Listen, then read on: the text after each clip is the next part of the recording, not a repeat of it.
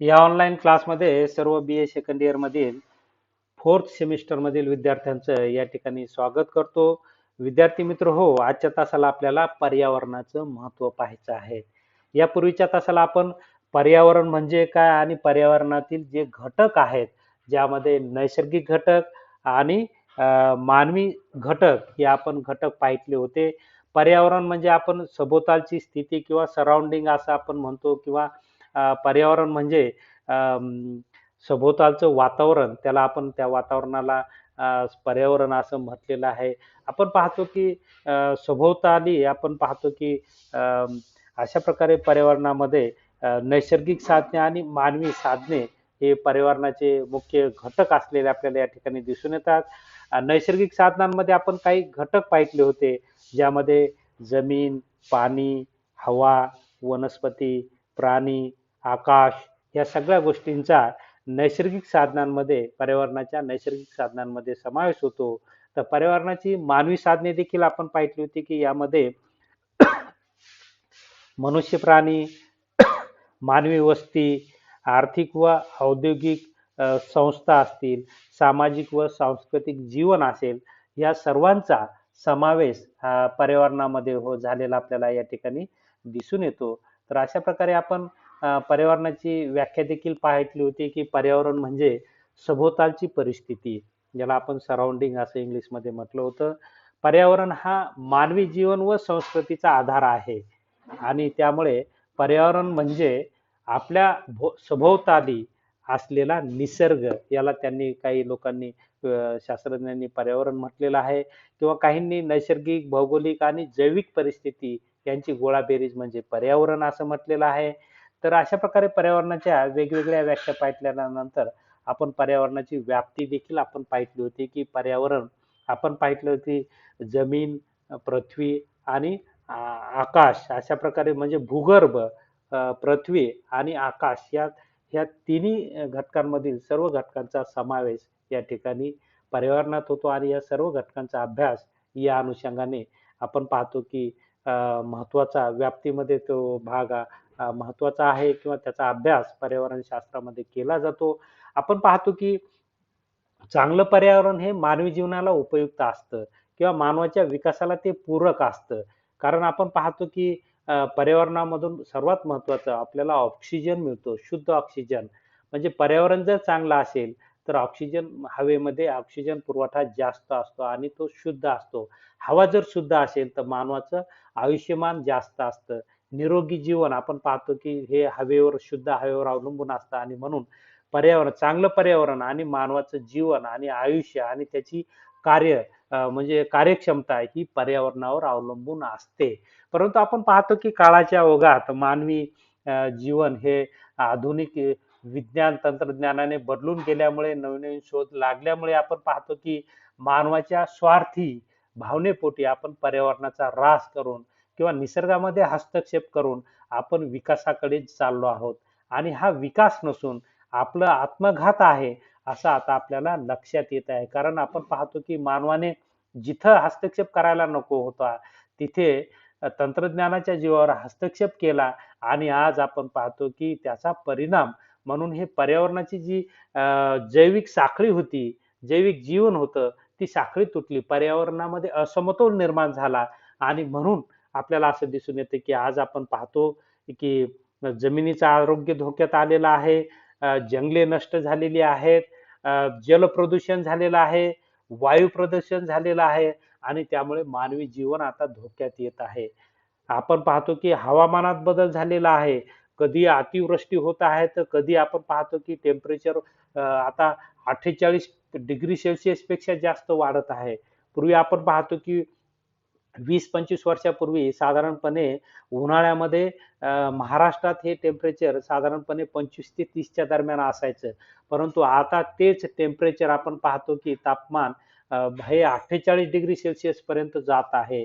हा परिणाम आपण पाहतो प्रतिकूल परिणाम किंवा पर्यावरणातील हे असंतुलन मानवाच्या नैसर्गिक निसर्गामधील हस्तक्षेपामुळे किंवा हवेशापोटी किंवा लालसेपोटी किंवा आपण पाहतो की स्वार्थापोटी किंवा औद्योगिक क्रांतीमुळे हे सगळं पर्यावरण हानी झालेली आहे आणि त्याचा परिणाम आज आपण पाहतो. हवा शुद्ध राहिलेली नाही. जमिनीचं आरोग्य रासायनिक खतांमुळे बिघडलेलं आहे आणि त्यामुळे आपण पाहतो की हवामानातील बदलामुळे म्हणा किंवा आता आपण पाहतो की या ठिकाणी आपल्याला ग्लोबल वॉर्मिंगमुळे म्हणा की पर्यावरणामध्ये असंतुलन निर्माण होऊन आता मानवी जीवन धोक्यात आलेलं आहे. म्हणून पर्यावरणामध्ये संतुलन निर्माण करणं खूप महत्वाचं आहे. पर्यावरण टिकून ठेवणं, निसर्गाच्या जागी टिकून ठेवणं आणि मानवाच्या जागी राहिलं. प्रत्येकानं आपापल्या मर्यादा ओळखल्या तर या ठिकाणी मानवी जीवन सुखकारक, आनंददायक आणि पर्यावरणाला सोबत सांभाळून पर्यावरणामध्ये संतुलन ठेवून जैविक साखळी पर्यावरणाची कायम ठेवून जर मानवाने जीवन जगला तर या ठिकाणी आपण पाहतो की निसर्ग हा मानवाला लाभकारकच असतो. आपण पाहिलेलं आहे की आपण आर्थिक विचारवंतांच्या इतिहासामध्ये आपण निसर्गवाद पाहिलेला आहे की आपण पाहतो की निसर्गवादाचा उदय फ्रान्समध्ये 1757 मध्ये डॉक्टर क्युएस्ने यांनी निसर्गवादी विचार मांडून निसर्गवादी संकल्पना या ठिकाणी आपल्याला पाहायला मिळालेली आहे.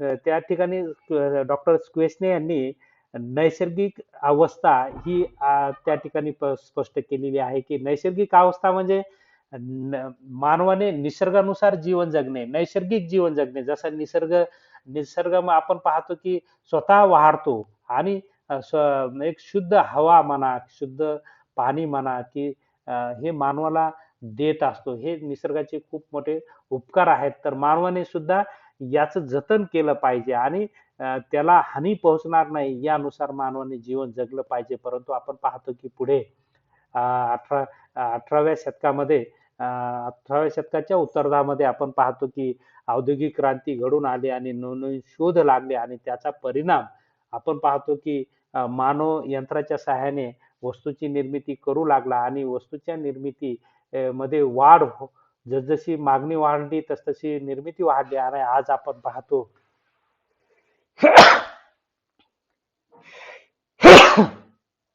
विज्ञान तंत्रज्ञानाने लोकसंख्येत वाढ घडवून आणलेली आहे आणि वाढती लोकसंख्या ही पर्यावरणामध्ये असंतुलन निर्माण करते आणि या पर्यावरणाच्या असंतुलनामुळे आपण पाहतो की जमिनीचं उत्खनन आपण जास्त केलं त्यामुळे जमिनीत आपण पाहतो की त्याचबरोबर मृदेचं आरोग्य आपण रासायनिक खतांमुळे किंवा विविध आपण पाहतो की कीटकनाशकांचा वापर केल्यामुळे जी जमिनीमध्ये किंवा मृदेमध्ये जी जैविक साखळी होती ती साखळीच आपण तोडली आणि त्याचा परिणाम आपण पाहतो की आता जसा पाऊस पडला तसं पाणी वाहून जातं किंवा जमिनीचं आपण पाहतो की पाणी मुरण्याची क्षमता जमिनीमध्ये ही कमी झालेली आहे आणि त्यामुळे आपण पाहतो की भूगर्भातील पाण्याचे साठे देखील आता संपत आलेले आहेत आणि त्याचा परिणाम आता पाण्याचं दुर्भिक्ष्य निर्माण झालेलं आहे की भविष्यात लोकांना पाणी प्यायला मिळतं की नाही हा प्रश्न आता निर्माण झालेला आहे. सध्या आपण पाहतो की पाण्याचं शॉर्टेज लोकांकडे पैसा आहे पण पाणी नाही पहा. कारण आपण पाहतो की सिमेंट काँक्रीटची जंगले वाढून आपण पाहतो की निसर्गाला हानी आपण पोहोचलेली आहे आणि त्याचा परिणाम आणि पाण्याचा उपसा अतोनात आपण करत आहे की पाण्याचा अपव्यय करत आहे, नैसर्गिक साधनांचा अपव्यय करत आहे आणि त्यामुळे आपण पाहतो की नैसर्गिक साधनांचा आता तुटवडा निर्माण होत आहे. आपण पाहतो की औद्योगिक क्रांतीमधून याचा मोठ्या फार अतिरेकी वापर झाला आणि त्याचा अपव्यय देखील झाला आणि त्याचा परिणाम आपण पाहतो की पर्यावरणामध्ये असमतोल निर्माण झालेला आहे. आज आपण महाराष्ट्राचा विचार केला की पर्यावरणामध्ये समतोल निर्माण करण्यासाठी 33% जंगल असणे आवश्यक आहे. परंतु आपण पाहतो की महाराष्ट्र आणि मराठवाड्यात जर पाहिलं विशेषतः मराठवाड्यामध्ये 2 ते 3% जंगल आहे. तुम्ही सांगा मग 3% जंगल असेल तर कसा पाऊस पडेल, कसं हवामान शुद्ध राहील, कशी जमिनीची उत्पादकता वाढेल. कारण आपण पाहतो की अ, अ, आधुनिक बी-बियाणे रासायनिक खतांमुळे जमिनीचं आरोग्य आता बिघडून गेलेलं आहे. जमिनी आपण पाहतो की अ, एकदम फरशीसारखी जमीन आता एवढी टणक जमीन बनलेली आहे. जी जमिनीचा वरचा थर जो असतो त्या थरामध्ये आपण पाहतो जैविक घटक असतात आणि तेच आपण मारून टाकलेले आहेत. रासायनिक खतांमुळे म्हणा किंवा जास्त पाण्याचा वापर केल्यामुळे म्हणा, जास्त खतांचा वापर केल्यामुळे म्हणा किंवा जास्त कीटकनाशकांचा वापर केल्यामुळे म्हणा, हवेतील प्रदूषणामुळे म्हणा किंवा जलसाठे आपण अशुद्ध केल्यामुळे म्हणा, कारण अशुद्ध जलसाठे आपण पाहतो औद्योगिक क्रांतीमुळे जल प्रदूषण मोठ्या प्रमाणात वाढलं, नद्या प्रदूषित झाल्या, धरणे प्रदूषित झाली, छोटी मोठी तलाव प्रदूषित झाली आणि आपण पाहतो की केमिकल युक्त आता पाणी लोक पित आहेत आणि त्यामुळे लोकांचं आरोग्य सुद्धा धोक्यात आलेलं आहे आणि नवीन नवीन आजार आता लोकांना उद्भवत आहेत आणि त्यामुळे हे एक मोठं आव्हान निसर्गाचा समतोल बिघडल्यामुळे निर्माण झालेला आहे. कारण आपण पाहतो की कॅन्सरचं प्रमाण वाढलेलं आहे. त्यामुळे आता आजार खूप वाढलेले. पहिले आजार आपण पाहतो की 50-40 ओलांडल्यानंतर आजार व्हायचे. आता आपण पाहतो की बाळ जन्माला आले तेव्हापासूनच त्याला वेगवेगळे आजार व्हायला लागलेले आहेत आणि हे केवळ आणि केवळ पर्यावरणातील असंतुलनामुळेच हे सगळं निर्माण झालेलं आहे आणि म्हणून हे फार मोठं आव्हान आता मानवाच्या समोर आहे आणि म्हणून पर्यावरणामध्ये समतोल निर्माण करणं हे मानवाचं आद्य कर्तव्य, तरच मानवी जीवन हे सुखी होऊ शकतं आणि म्हणून या अनुषंगाने पर्यावरणाचं खूप महत्वाचं स्थान असलेलं आपल्याला दिसून येतं. म्हणून पर्यावरणाचं आरोग्य आपण जर सांभाळलं तर या ठिकाणी आपल्याला सांगता येईल की त्यामुळे मानवी जीवन हे सुखी होऊ शकतं. म्हणून पर्यावरणामध्ये संतुलन निर्माण करण्यासाठी आपण पाहतो की मृदेचं आरोग्य या ठिकाणी टिकवलं पाहिजे. त्याचबरोबर पाणी शुद्ध ठेवलं पाहिजे, कारण पाण्यामध्ये आपण पाहतो की केमिकल युक्त उद्योगाचं पाणी सोडलं जातं किंवा गावातील सांडपाणी नदीमध्ये सोडलं जातं आणि त्यामुळे जलसाठे अशुद्ध होतात आणि त्यापासून आपण पाहतो की मानव असेल, जनावर असेल, प्राणी असतील यांचं आरोग्य आता धोक्यात आलेलं आहे. तर हे हे आपण पाहतो की केमिकल युक्त पाण्याचं आणि सांडपाणी हे जमिनीमध्ये मध्ये मुरवलं पाहिजे आणि नदीमध्ये सोडलं न पाहिजे. त्याचं वेगळं या ठिकाणी साठा केला पाहिजे किंवा त्याच्यावर प्रक्रिया करून ते नंतर आपण पाहतो उपयोगात आणलं पाहिजे. सांडपाण्यावर प्रक्रिया झाली पाहिजे. औद्योगिक वसाहतीमधून केमिकल युक्त जे दूषित प्रदूषित पाणी निर्माण बाहेर सोडल्या जातं त्याच्यावर प्रक्रिया करून आपण पाहतो ते कुठेतरी ते त्याच्यावर प्रक्रिया करून ते त्याचा व्यवस्थित वापर केला पाहिजे.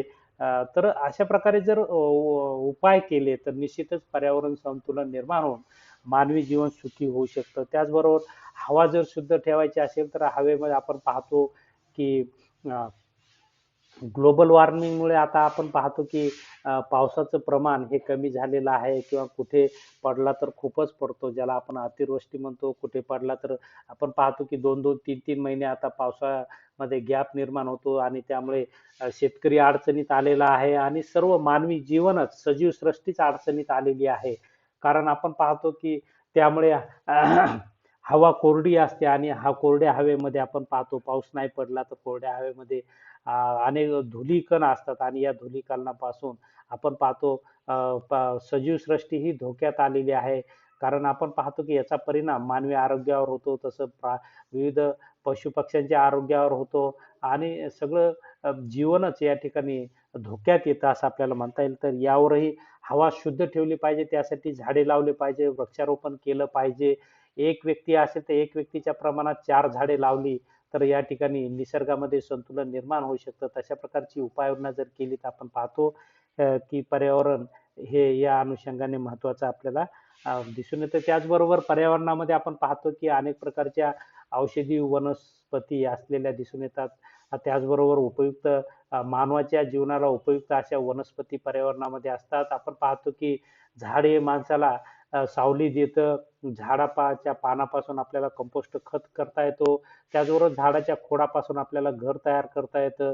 आपल्याला विविध वस्तू तयार करतात. तसंच झाडापासून आपल्याला औषधी वनस्पती मिळतात आणि त्यामुळे त्याचबरोबर जंगलापासून मोठं उत्पन्नही प्राप्त होतं. परंतु पर्यावरण संतुलन ठेवून जर आपण याचा उपयोग केला तर निश्चित ते मानवी जीवनाला उपयुक्त ठरतं. या अनुषंगाने आपण पाहतो की जंगले ही मानवाच्या विकासासाठी असतात. तर तशा प्रकारचा समतोल ठेवून त्याचा उपयोग करणं गरजेचं आहे असं आपल्याला म्हणता येतं. प्राणी जीवनही जंगलामधील प्राणी जीवनही मनुष्याला ही एक देणगी आहे. आपण पाहतो की वाढत्या लोकसंख्येमुळे जंगले ही नष्ट केली आणि जंगलाखालील जमिनी ह्या लागवडीखाली आणल्या जात आहेत. आणि पर्यायाने जंगल नष्ट झाल्यामुळे आपण पाहतो की पर्यावरण समतोल बिघडलेला आहे आणि त्यामुळे जंगलातील प्राणी आता गावात येत आहेत आणि ते हिंस्र बनून आपण पाहतो की मानवाची हत्या करत आहेत.